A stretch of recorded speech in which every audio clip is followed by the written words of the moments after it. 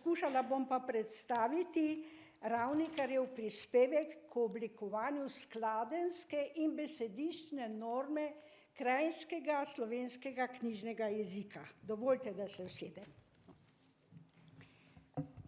Pobude za Ravnikarjev jezikovni nadzor, preoblikovanje dotedanje norme slovenskega krajinskega knjižnega jezika v nabožnem slovstvu in prvih šolskih vzgojnih besedilih na začetku 19. stoletja izvirajo iz Zoisovega kroga, kakor smo slišali pri predhodnem predavanju. Tam je Ravnikar spoznal starosto Valentina Vodnika in svoje vrstnike Jerneja Kopitarja, Frana Metelka, Jakoba Zupana. Kot izobraženi teologi so znali vrsto jezikov, tudi hebrejščino, in bili pripravljeni tedanjo Japljevo knjižno normo sočasnim razmeram potrebno preoblikovati oziroma uveljaviti v že obstoječih nabožnih besedilih. Prostor uresničevanja naj bi bili cerkev in šola po uvedbi osnovnega šolstva.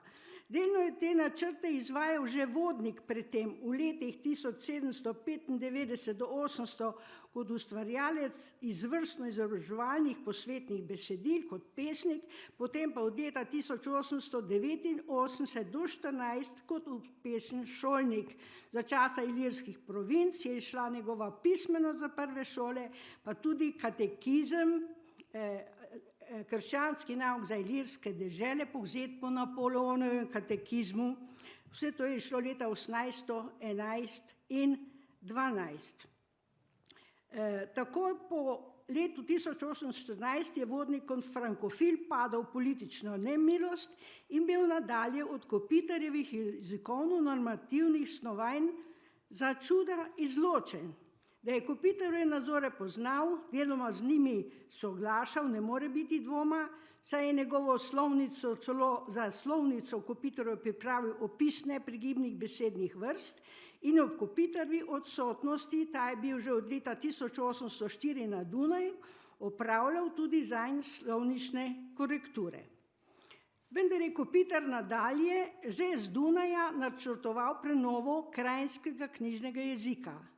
Začela naj bi se s prevodom Biblije, z Japljevo izdajo Svetega pisma ni bil zadovoljen in začela naj se bi z izobrazbo duhovnikov v materinščini na novo ustanovljeni stolici slovenskega jezika, torej 1817 v Ljubljani.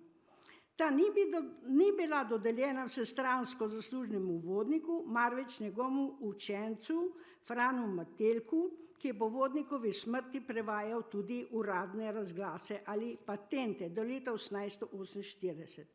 Za uresničevanje svojih zamisli je Kopitar poiskal mlajše, sposobne, zavzete sodelavce, predvsem smo slišali, kako je cenil Matevža Ravnikarja, Frana Metelka, Jakoba Zupana, obetal si je pomoč tudi od pravnika Janeza Nepomuka Primica.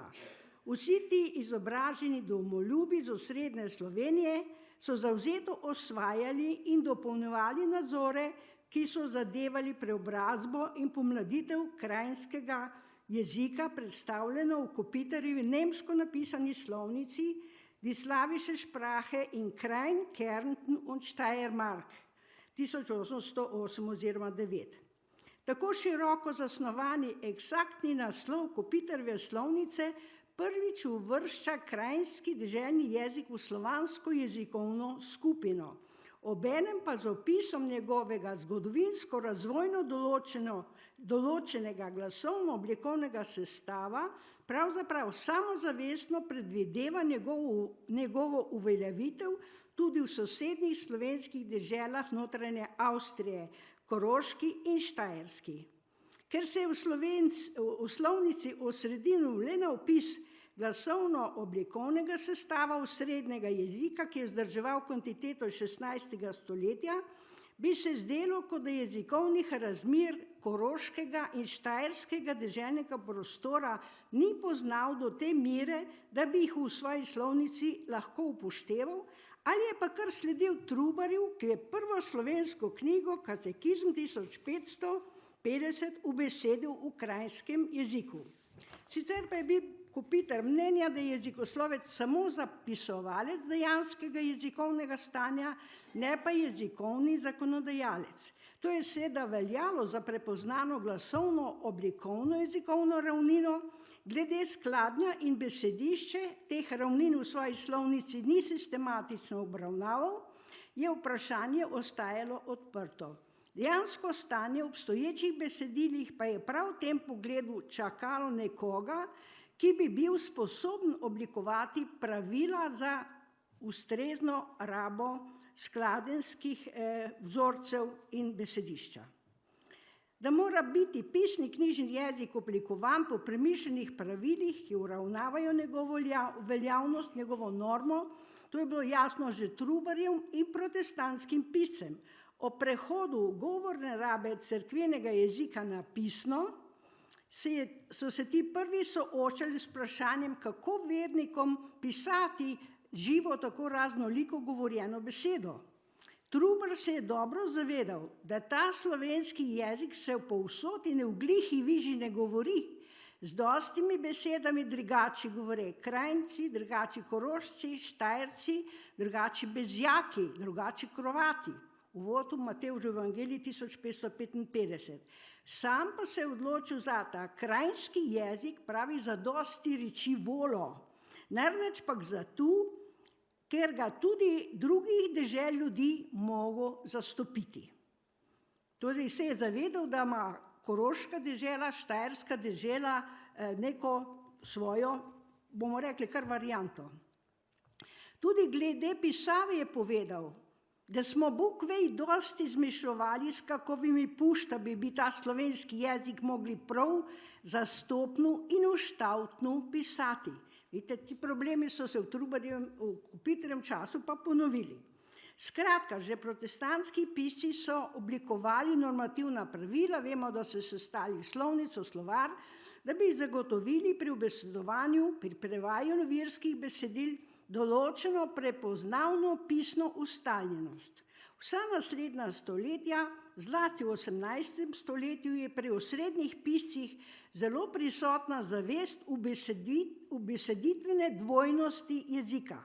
Na eni strani je bil pisni jezik izobražencev, imenovan Schriftsprache, ki je bil nekaj drugega kot nižji govorjeni jezik ljudstva, Pöbelsprache. To Gutzmann ima to in tudi Puhlin. O slovenskem jeziku so v latinščini, nemščini v cerkvi pravzaprav razmišljali in ga v glavnem uporabljali, oblikovali le duhovniki. Jezik, tako govorjeni kot pisni, se v času in prostoru spreminjata.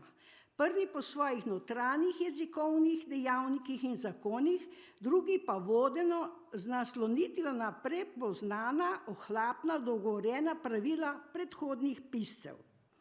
Pisci po slovenskih deželah so se zavedali svoje drugačnosti in krajinski pisci so zelo pazili, da ne bi ožje govorne glasovne značilnosti zarahljale vsaj relativno ustaljene pisne norme, ki niti pravopisno ni bila poenotena. Nekako sredi 18. stoletja se je pa izkazalo, da je celo na Krajinskem razmak med pisnim in govornim kodom sporočanja tako velik, da je vsestransko dejavni razsvetljenec Marko Puhlin kot slovničar, kot slovarnik, pisec nabožnih besedil, slovenski pridigar, ogromno je napravil, razmišljal o njegovi pisni sporočevalno-sporozumalni vlogi in je tvegal, da je tedanjo pisno normo, ta papirni jezik, skušal približati govorni podobi in sicer govorjenemu jeziku predmestja Ljubljane, ki ga je edino pravzaprav dobro poznal. Kot znamo, torej to je v slovnici, je vpeljal že delno redukcijo pri sklanjatvenih vzorcih in povsod. In kot je znano, je bil odklonjen tako na Krajinskem kot na Koroškem. Na Krajinskem o tem piše posebej Jožef Hasl jezuit v knjigi Sveti post 1770, istočasno se je oglasil tudi Ožbalt Gucman na Koroškem, ki se je tudi zavzel za tradicionalni jezik. Zakaj? Ker se je govorjenemu jeziku Pohlin poskušal približati predvsem na glasovno-oblikovni ravnini, prav ta pa je bila v slovenskem jezikovnem prostoru v sočasni govorni podobi najbolj raznoliko razvita, zato knjižni jezikovni enotnosti pravzaprav nevarna.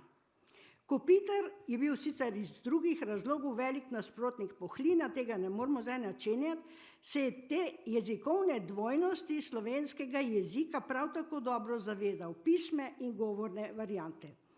Ob jezikovni analizi slovenskih zgodovinskih besedil pa je spoznal in odkril pravi razlog nekomunikativnosti pisne slovenščine za nepismeno preprosto ljudstvo. V svoji slovnici je zapisal: mi vsi, ki pišemo slovensko, mislimo nemško. Kako se mu je razkril pravi razlog za negovorljivost dobesedno pisnega koda materinščine. To pa je bila skladenska ravnina nabožnih besedil z utrjenimi dobesedno prevedenimi skladenimi vzorci iz kalki in davno prevzetim terminološkim, pa tudi splošnim besedjem, ki je bilo pač nemškega izvora pač adaptirano. Tako nadaljuje: govorjeni jezik mesta, ki ga sliši in osvaja iz dežele prihajajoči dejak, vajen le na rečne vaške govorice rojstnega kraja, pa je spričo dvojezičnosti Ljubljane oziroma rabe prevzetih besed nemškega izvora in utrjenih skladenskih kalkov neka čudna zmes, Kopitar jo imenoval Štetišer Kaudervelš. In kakšno rešitev je videl, predlagal za boljše razumevanje pisne slovenščine? Prenovo knjižne skladenske ravnine z besediščem je videl naslonitvi na govorjeni ljudski jezik, ki je ohranil izvirni način skladenskega izražanja. To pa je bila v danem času le slovenska podeželska kmečka govorica oziroma ljudska pripovedna ustvarjalnost. Tako naj bi pristni sodobni govorjeni jezik popravljal pisnega. Znano pa je še bilo drugo Kopitarjevo navodilo: piši, kakor govoriš. Spremenljivo in zdravilno je bilo le za skladensko ravnino z besediščem. Približevanje katerikoli govorici na glasovno-oblikovni ravnini bi bilo spričo razlikovalno razvitih glasovnih prvin v slovenskem jezikovnem prostoru nesprejemljivo, saj bi bila tako zabrisana prepoznavnost, istovetnost oblik in besedja. Prevzem izvirnih skladenskih prvin z izvirnim besedjem, skladenske prvine so veliko manjše v jezikovnem prostoru, pa sporočilno prepoznavnost zagotavlja. Tako imenovani kasneje smešeni purizem naj bi dejansko omogočil boljšo razumljivost in govorljivost knjižnega jezika. Zamenjava prevzetega besedja z domačim, pomensko jasno motiviranim v besedni družini, tako je razmišljal že Gucman koncu 18. stoletja, bi stopnjo razumljivosti in sporočilne govorne prožnosti jezika z ustrednimi izvirnimi skladenskimi kalki samo povečal. Purizem želi tako odpraviti miselno nasilje nad slovenskim jezikom, ki ga je utesnjevalo vsa predhodna obdobja. Kopitar je za uresničitev svoje puristične prenove kranjskega knjižnega jezika zaupal že omenjenemu duhovniškemu krogu Zoisovega omizja.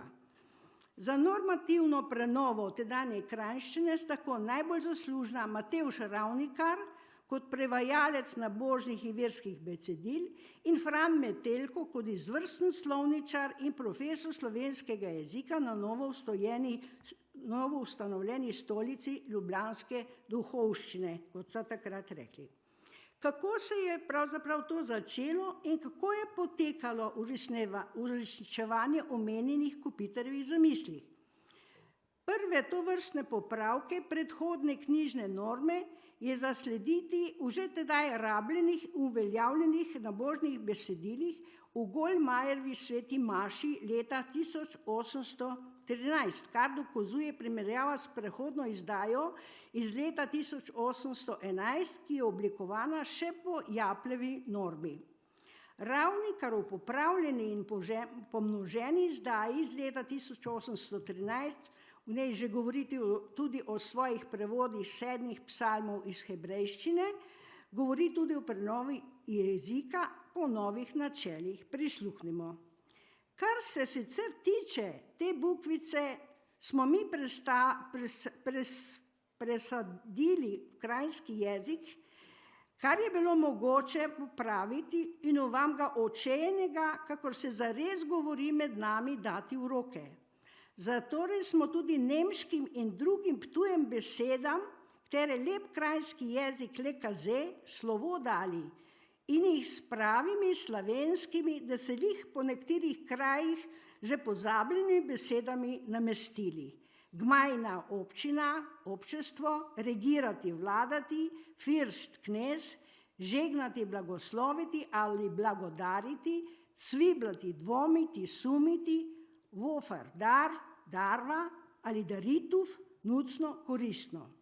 Tudi pozabljeno besedo slava, po kateri se sami imenujemo Slovenci, smo povzeli namesto besede čast.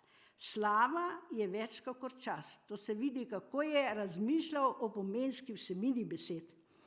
Spregovori tudi o tem, kako ima slovenska beseda lepo lastnost, da se da grozno krajšati, namreč lepo. Pri tem misli na oživitev deleži na oči, na vši, za kar je dal prvi pobudo iz funkcijskih in stilističnih razlogov.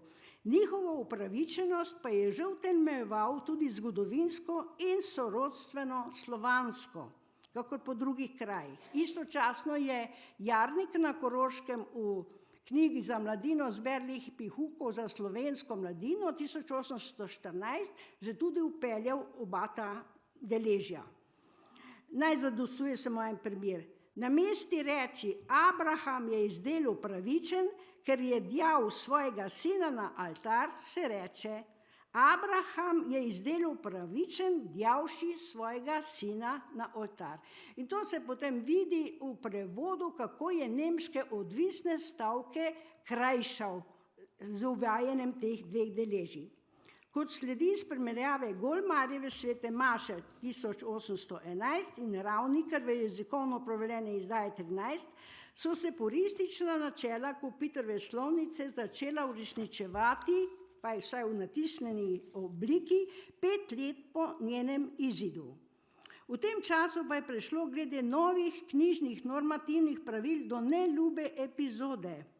Vodnikova pogumna dejavnost za slovensko šolstvo za časa ilirskih provinc je imela svoj odmev tudi v Avstriji, ker je bil tam dotok poznavalcev slovenskega jezika spričo nove meje po Šembrunskem miru med Avstrijo in Francosko republiko, je bil ta dotok ustavljen. In tako je leta 1818 bila na liceju v Gradcu, sicer po zaslugi prelata češkega rodu Jožefa Hüstla in pisatelja zgodovina von Kallenberga osnovana stolica za slovenski jezik. Njen iniciator pa bil nadebudni pravnik Janez Nepomuk Primic, ustanovitelj društva Societas Slovenica z zelo obsežnim znanstvenim programom.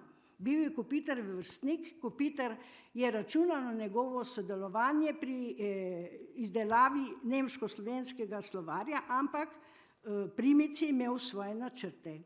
Kot dunajske slavice je vendar ta ob razpisnem natečaju Koroško-Štajerskega gubernija za slovensko stolico na Graškem liceju odločal je Kopitar tudi pri izboru ustreznega kandidata. Bila sta dva, štajerski Leopold Šmigoc, ki je 1811 napisal slovnico, pravzaprav vzhodno štajersko-slovensko, 1812 v nemščini, in Primic, ta dva sta kandidirala za to mesto. No, in tako je Kopitar bil v tem natečaju pripravil vprašanja in je potem tudi ocenjeval odgovore kandidatov in takrat se je, čeprav načelno ni bil navdušen za Primica, se je ob tej primerjavi rezultatov odločil za Primica. Jaz mislim, da je Šmigoc svoje odgovore pisal malo preveč po štajersko in Kopitar je zagovarjal stališče kranjskega knjižnega jezika, zlasti v glavnem mestu notranje Avstrije, kjer so bili združeni Korošci, Štajerci in Slovenci. Mesto je tako, Kopitar je potem se odločil za Primica in mesto je tako zasedel središčni Slovenec, njegov znanec, narodno zavedni vodnikov učenec Janez Nepomuk Primic. In v Naglici je za svoje učence, za štajerske Slovence, rojake Slovenskih goric in Prlekije pripravil prve učne priročnike, Abeceda za Slovence 1812, Nemško-slovenske branja 1813, Nemško-slovenski bukvar 1814. Torej v 3 letih delovanja je ogromno napravil. Ob oblikovanju ta branja so imela 10, približno 11 vsebinskih sklopov, medtem tudi en pogovor med 2 izobražencema. In pri oblikovanju tega dvogovorov v branjih ni Primic dovolj upošteval Kopitarjev purističnih napotkov in je po govorjenem jeziku takratnih izobražencev v dogovorih občasno kot znak pristnosti tega govorjenja, bil je tudi pesnik, ohranil je govorne kalke, v besedišču pa je ob nemških adaptirankah uvajal slovenske štajerske razlikovalne sopomenke. Tudi Kopitarjevo načelo piši, kakor govoriš, je glede na razlikovalno, glasovno, oblikovno stanje slovenskega jezika postavljal pod vprašaj. V Gradcu je ob svojih učencih presenečen prepoznaval, da njegovi slušatelji kranjskega jezika v dani podobi niso sposobni niti pripravljeni osvojiti. O tem je pisal svojemu učitelju Vodniku in mu kot jezikoslovni avtoriteti prigovarjal, da bi bilo za jezikovno zbližanje s štajerskimi Slovenci koristno sprejeti v kranjski jezik več štajerskih arhaičnih jezikovnih prvin. Iz korespondence med njim in Vodnikom je razvidno, kaj vse je predlagal, vendar se Vodnik ob teh vprašanjih ne opredelil oziroma nimamo o tem podatkov. Gre pa za prvo pobudo o poenotenju slovenskega knjižnega jezika, ki bi bil sprejemljiv za vse slovenske dežele. Primic je v Gradcu dopisoval tudi z Jarnikom na Koroškem, tudi z Zupanom seveda, in tam mu je potožil, da Kopitar glede slovničnih vprašanj ni na Koroškem nikogar nič vprašal. V danem času pa je bila na Koroškem veljavi zelo dobra Gucmanova slovnica deželnega slovenjega jezika, uzakonjena z njegovo slovnico in slovarjem.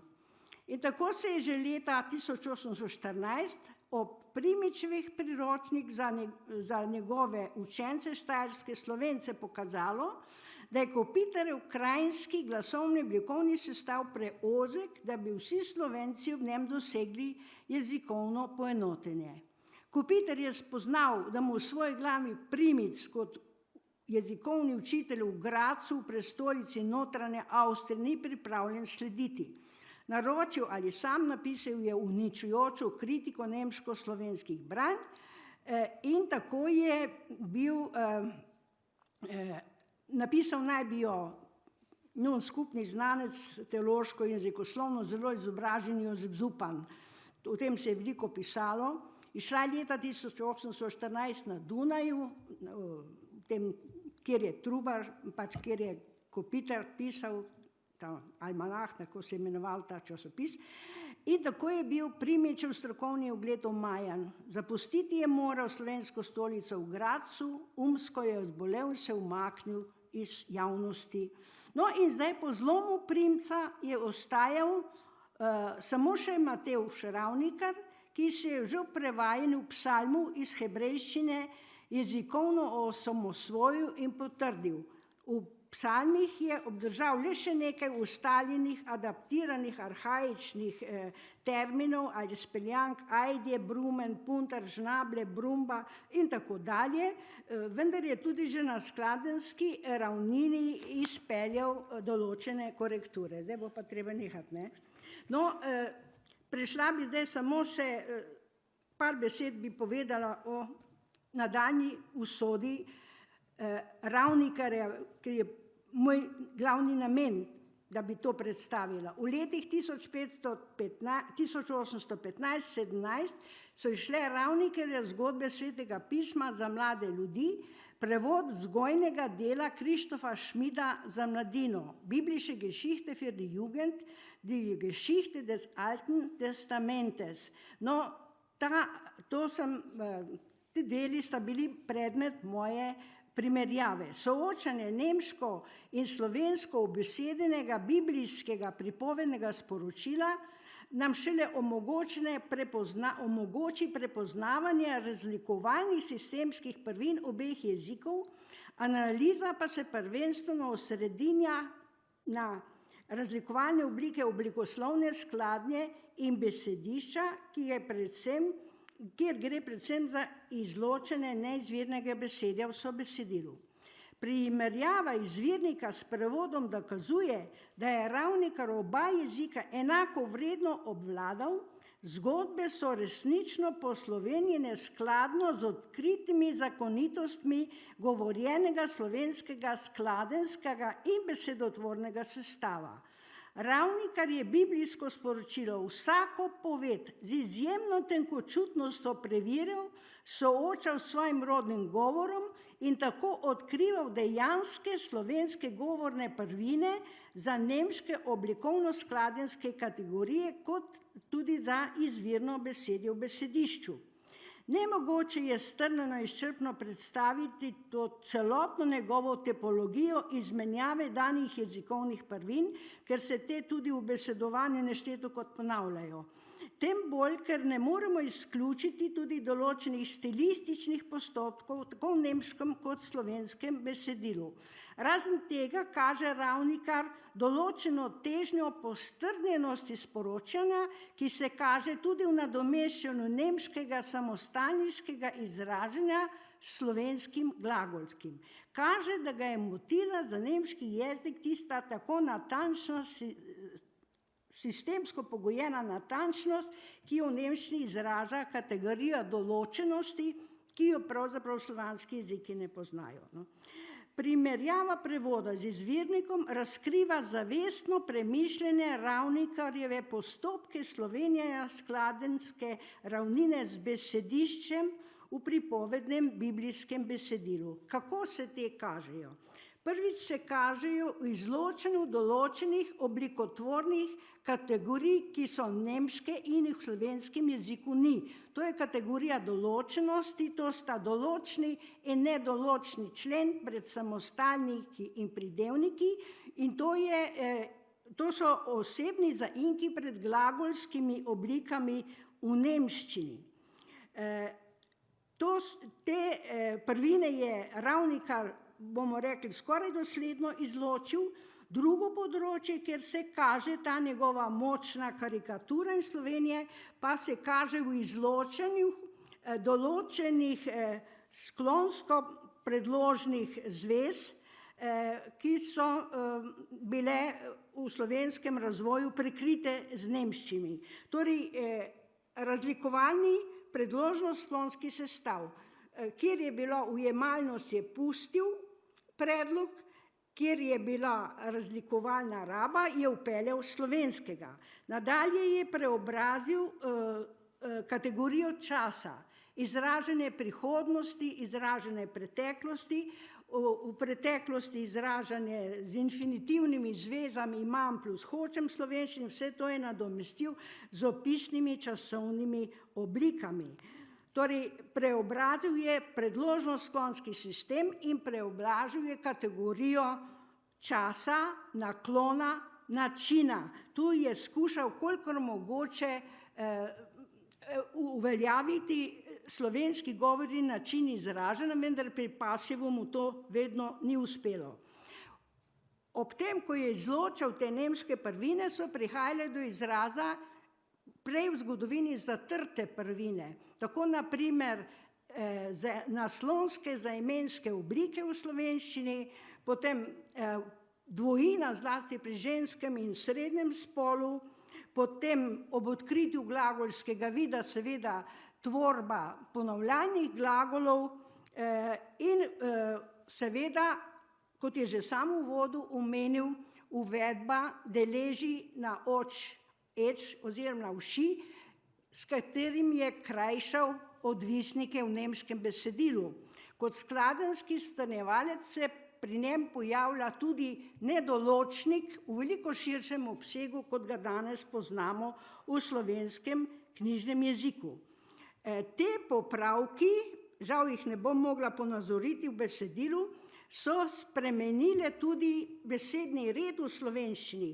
In treba je poudariti, da je zanimivo, kako je Ravnikar vsak stavek poslušal in tisto najvažnejšo sporočilo postavil na prvo mesto, tako da je te povedi oblikoval že po načelu sporočilne členitve po aktualnosti, o kateri so slovenski jezikoslovci, zlasti Breznik, pisali šele med obema vojnama.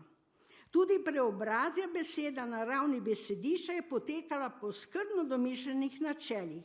Najprej zamenjava adaptirank z izvirnim ustaljenim besedjem, če te besede ni našel, je napravil novo izpeljanko, tako je veliko novih izpeljank, ampak ustreznih s slovenskimi besedotvornimi pravili, tako samostalnikov, pridevnikov, zlasti veliko predponskih glagov in zelo veliko iterativov. No, nemške samostalniške in pridevniške zloženke, ki jih je v besedilu ogromno, je nadomeščal z izvirno že ustaljeno besedo, recimo štirna, cisterne, vodnjak, po potrebi pa tudi z novo izpeljanko. Tudi, če pa ni izpeljanke znal narediti, je pa enostavno uporabil imensko zvezo.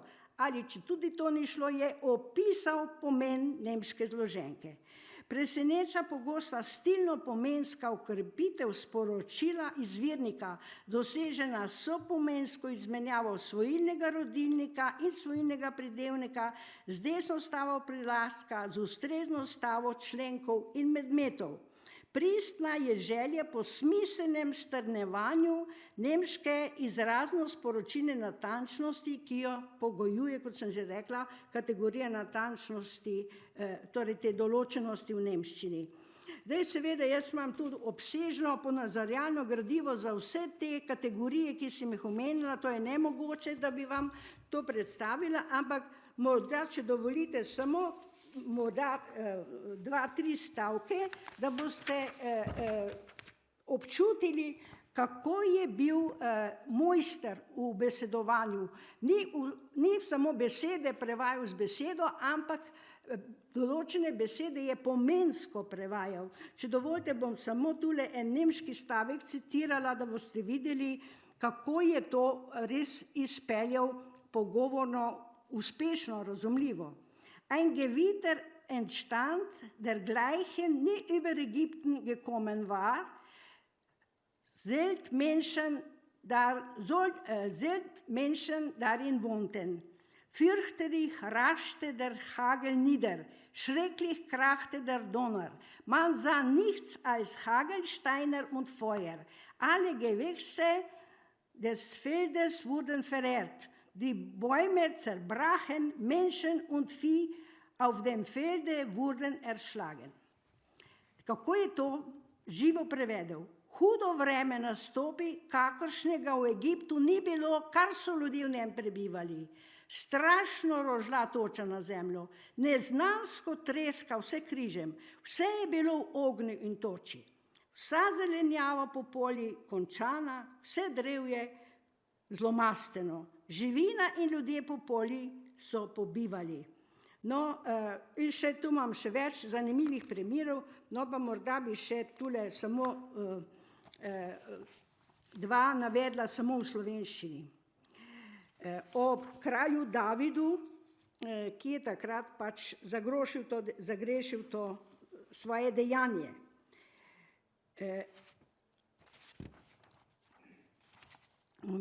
Po obedu, po katerem se je drazih jedi in pijač vse trlo, je David večji del počival. Proti večeru se hodi po mostovžih sprehajati, odkoder se je videlo vse križe. Radovedno oziral sem ter tje se je, lenuham enak, kateri druge ne vedo, kakor pri oknu zijala prodajati. Vidite? Ne bi mislili, da je tu nemška predloga zadaj. Ali drugi primer. Abisaj je bil krepek vojščak, zvest služabnik in ves kraljev dan, pa kar ni hvaliti na njemu zarobljenih besedi. Tudi zdaj ga je gorka zgrabila nad Simeonovim nesramnim zabavljanjem. Davidu reče, kaj bo klev ta pasja mrha mojega gospoda in kralja, kar grem in mu glavo odsekam. Kralj mu pa pohlevno in krotko reče, lej, moj lastni sin mi po životu streže, kako čem to zamiriti Jeminovemu sinu, pusti ga naj kovne. No, tako je v Ravnikarjevem prevodu tudi zelo veliko pogovornih frazeologemov na določenih mestih, ki poživljajo, bi rekla, sporočilo.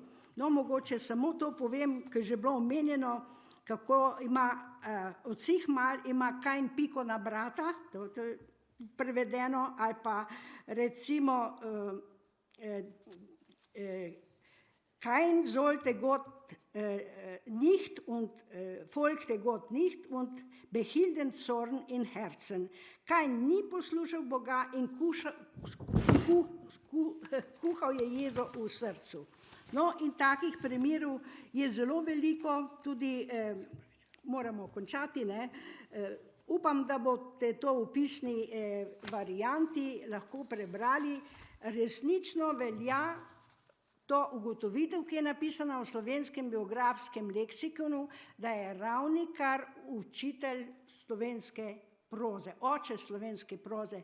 Dejansko so vsi pisatelji potem za njim to skladensko, bi rekla, korekturo upoštevali in so zelo pisali nabožne knjige, no recimo Baraga, pa tudi drugi veriti, tako da je dejansko s tem delom slovenska skladnja dejansko prvič v knjigi zaživela in potem je šel razvoj nekako mirno naprej. Hvala lepa.